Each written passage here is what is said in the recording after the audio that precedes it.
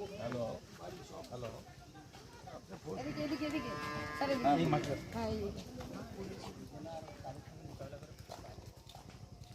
হ্যাঁ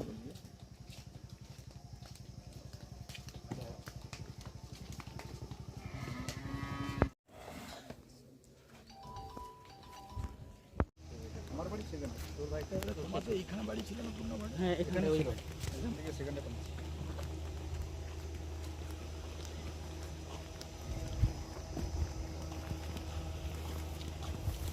নম্বর 205 অর্জুননগর গ্রাম পঞ্চায়েতের 205 নম্বর বুথ। এখানে সন্ত্রাস একটা নিত্য সঙ্গী, তৃণমূলের সন্ত্রাস।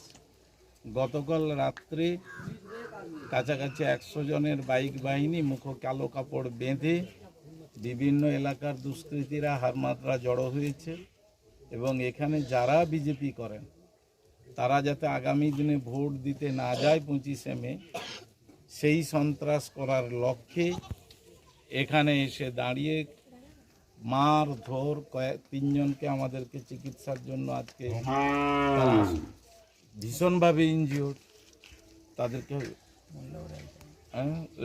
তাদেরকেও আমরা হসপিটালাইজড করতে হয়েছে এবং তাদের মধ্যে কারোর উচ্চতর চিকিৎসার জন্য কলকাতায় পাঠাতে হচ্ছে। আর এরা মহিলাদেরকেও সন্ত্রাসের হাত থেকে বাদ দেয়নি, তাদের গায়ে হাত তুলেছে, একজনের হাত ভেঙে দিয়েছে, আমরা এক্ষুনি দেখা করে এলাম। আর ঘর বাড়ি সব ভেঙে লুটপাট চালাচ্ছে। আমি জানি না এখানকার পুলিশ প্রশাসন এরা কি করছে, হ্যাঁ এরা কি করছে। এবং